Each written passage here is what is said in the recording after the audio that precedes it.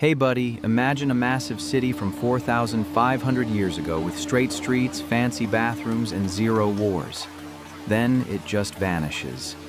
What happened at Mohenjo-daro? Stick around because this mystery from the Indus Valley is pretty wild. All right, so picture this. Around 3,300 BC, folks in what's now Pakistan and northwest India start settling down big time along the Indus River. These early people were smart farmers who grew wheat, barley, and cotton. They figured out how to use the river floods to make their fields super rich. Yeah, small villages slowly turned into bigger towns. They learned to make bricks, tools from copper, and even traded stuff with faraway places. Look, they didn't have kings or big armies like other old civilizations. Everyone seemed pretty equal and chill. That's a big deal. Here is the thing. By 2600 BC, they hit their peak with huge planned cities.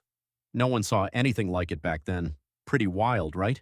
Okay, so fast forward, and you got places like Harappa and Mohenjo-daro popping up as the main hubs.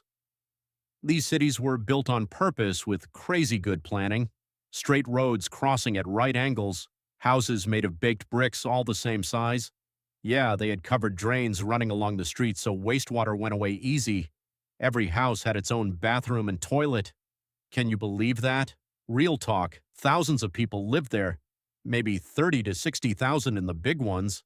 They made jewelry, pottery, and little seals with cool animal pictures. That shows how good they were at their job. Man, this was one of the cleanest and smartest setups in the ancient world. Blows your mind. So here's the thing. Mohenjo-daro means Mound of the Dead, and it was one of the biggest and most advanced spots, built around 2500 BC right by the Indus River. Look, archaeologists found wide streets, a huge public bath that probably had religious meaning, and big warehouses for grain. People lived in comfy two-story homes with private wells. Yeah, they even had a great drainage system that kept everything fresh. No other place back then had all this together. Honestly, it feels like they cared a lot about everyday life and staying clean. That's impressive as hell. All right, so the people there were busy farmers, traders, and craft workers. They grew all kinds of crops and raised animals like cows, sheep, and even elephants. Yeah, they traded with Mesopotamia, sending cotton and beads and getting silver and gold back. Their little carved seals show animals and mystery writing we still can't read. Look, kids probably played with toy carts and animals made of clay. Women wore pretty jewelry, and men had simple clothes. Life seemed peaceful, with no big palaces or war stuff everywhere. Here is the thing. They were really good at making things uniform, like all bricks the same. That kind of teamwork is rare. Super cool, right? Okay, so the writing on their seals is still a total puzzle. We see pictures of animals and symbols, but no one has cracked the code yet. Yeah, no huge temples or king tombs like in Egypt. Did they have leaders? Were they ruled by priests? We just don't know for sure. Real talk. That missing info makes the whole civilization feel even more mysterious. Do not let that fool you, though. What we do know shows they were way ahead of their time. Mind-blowing. Look, around 1900 to 1300 BC, things started going downhill. The cities got smaller, buildings got shabbier, and trade slowed down. Yeah, maybe the river changed course or floods hit too hard. Some say the land got too salty from too much farming.